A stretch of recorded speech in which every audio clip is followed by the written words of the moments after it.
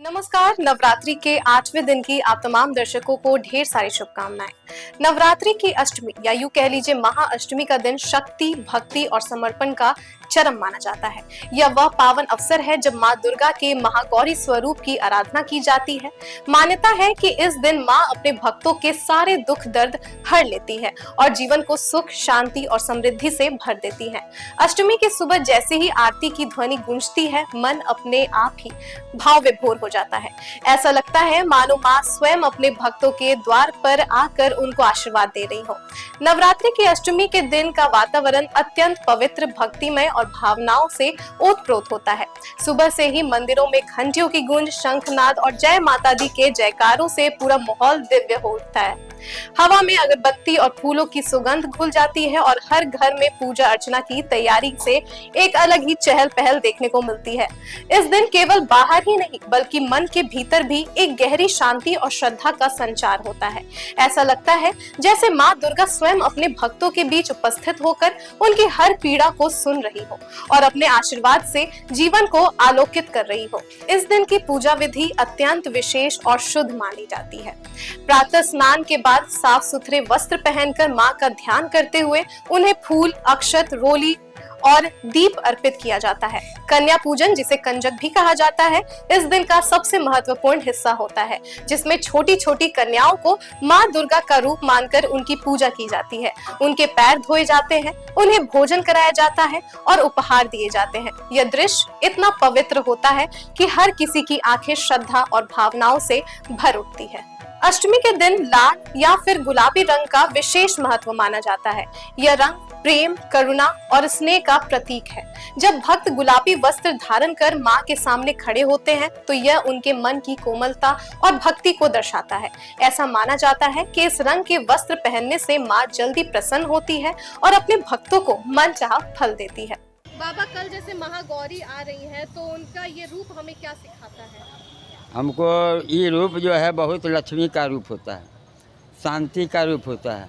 माँ का शांति का रूप है। उस दिन निशा पूजा का है, रात भर लोग जगबो करते हैं, रात भर जगते हैं। उनका भोग लगने का है, खीर है, पूरी है, कल सब्जी है, नारियल है, केला है, इस से भोग लगेगा। किस तरीके से पूजा करनी चाहिए? पूजा माँ का पूजा आराधना करना चाहिए, माँ का गुणगान गाना चाहिए। इसी तरह से पूजा होता है। माँ का ध्यान लगाना चाहिए, रात भर भजन करना चाहिए, यही सब होता है। भोग में क्या है? कुछ ऐसे स्पेशल चीज़ अगर कुछ है तो माँ को प्रसन्न कर दे। माँ का पसंद हम लोग सिरका लगाते हैं, हलवा लगाते हैं, हलवा पूरी माँ का पसंद रहता है। खीर पसंद है, नारियल का भोग लगता है, केला का भोग लगता है, यही सब भोग लगता है। किस रंग के वस्त्र हमें पहनना चाहिए? कल का जो लाल कपड़ा पहनिए, लाल या गुलाबी? गुलाबी भी पहन सकते हैं, लाल गुलाबी पीला ये भी पहन सकते हैं। अच्छा, और क्या दान पुण्य कल करना चाहिए? दान पुण्य का करने का नहीं। माँ का श्रृंगार का पूजा खोइचा भराता है। माँ का खोइचा पहला दिन अष्टमी और नवमी खोइचा भराता है। अच्छा, हाँ। और कन्या पूजन कब होता है? कन्या पूजा अष्टमी और नवमी होता है। अष्टमी वाले दिन भी? हाँ, हम कल ही कर रहे हैं। अच्छा, हम कल ही कुमारी कन्या किया रहे। तो मतलब कई सारी जगहों पर वैसे तो नवमी वाले दिन पूजा हाँ, होता है, हाँ, कन्या हाँ। पूजन तो अष्टमी वाले हाँ, दिन भी कर सकते हैं। हाँ, अष्टमी का भी हम सब दिन से अष्टमी के करते हैं। कन्या पूजन का क्या कहानी है? कन्या कुमारी का माँ सिद्धेश्वरी माता का पूजा होता है। कन्या का जो होता है छोटा छोटा बच्चा, सिद्धेश्वरी माता का नाम है, उनका ही पूजा होता है, उन्हीं का भोग लगता है और उन्हीं को प्रसाद वितरण होता है। प्रसाद में क्या क्या?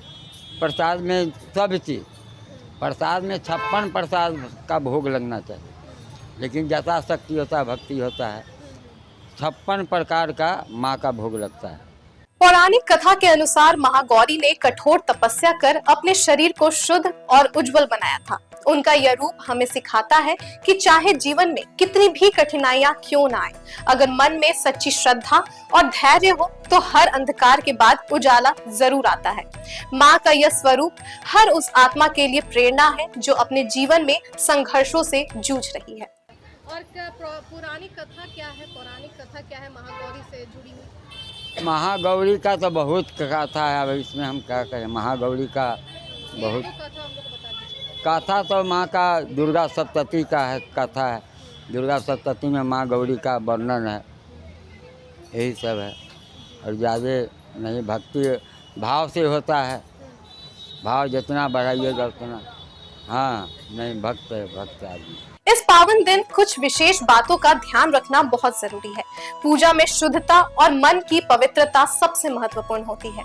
किसी के प्रति बुरा विचार न रखें, झूठ न बोले और किसी का अपमान न करें। व्रत रखने वाले भक्तों को संयम रखना चाहिए और नियम का पालन करना चाहिए, क्योंकि माँ केवल सच्चे और निर्मल हृदय से ही की गई भक्ति को स्वीकार करती हैं। साथ ही मंदिर में जब हम पहुंचे तो एक ऐसा दृश्य हमें दिखा जिस पर हमारी ध्यान गई। बाबा ने बताया कि उस लड़की पर मैया आ गई थी और बाबा उनका इलाज कर रहे थे, उस लड़की पर गंगा जल छिड़क कर। आप भी सुनिए कि बाबा ने क्या कुछ कहा। अच्छा बाबा, मैंने जैसे देखा यहाँ पे मतलब यहाँ एक लड़की बैठी हुई थी, आपने उस पे ऐसे गंगा जल छिड़का, क्यों ऐसा? उसका तबीयत को पर छोटा छोटा दाना हो जाता है, उसको कहता है कि मैया आ गया है, तो उसी को लहर होता है, उसी के लिए पानी पढ़ करके उसको छीटा जाता है।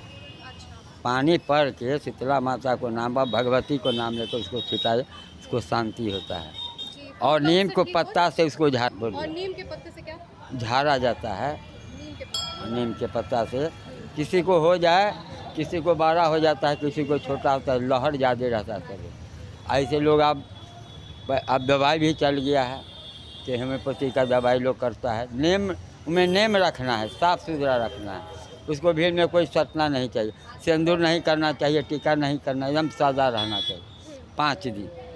5 दिन के बाद फिर माता शीतला का पूजा होता है। मान लीजिए कि किसी को जादू टोना का शिकायत है, ये सब नहीं, जादू टोना कुछ नहीं होता है। जादू टोना लोग भरम हो जाता है, वो लोग चल जाता है हमारे मंदिर में, तो चलिए बाबा के लेके हम लोग माँ को नाम लेकर के झाड़ देते, ठीक हो जाता है। यही तो है, और कुछ नहीं है। जादू टोना ये सब कुछ नहीं है। ना ना सब नहीं। अच्छा, और जो फास्ट करते हैं, जो व्रत रखते हैं, उनको किस चीज़ का ख्याल रखना चाहिए? उनको सब चीज़ एकदम पूरा ब्रह्मचर्य रहना चाहिए। जो पाठ करता है माता को, चाहे जजमान हो, पंडित जी हो, उसको सुंदर से नेम से पूजा होता है। हाँ, हालांकि बाबा के इस इलाज में कितनी शक्ति है हम नहीं जानते, पर लोगों का विश्वास माँ पर है कि वो सब ठीक कर देंगी। अंत में बस इतना जाने कि अष्टमी का दिन केवल पूजा का नहीं, बल्कि अपने भीतर की शक्ति को पहचानने का दिन है। जब हम माँ के चरणों में सिर झुकाते हैं तो ऐसा लगता है जैसे हमारे सारे दुख, सारी परेशानियां माँ की गोद में समा गई हो। यह दिन हमें यह एहसास कराता है कि हम कभी अकेले नहीं हैं। माँ की कृपा हमेशा हमारे साथ है, बस एक सच्चे दिल से पुकारने की देर है और माँ अपने आंचल में हमारे हर दुख को समेट लेगी। तो फिलहाल के लिए बस इतना ही। आप देखते रहिए न्यूज़ हाट। धन्यवाद।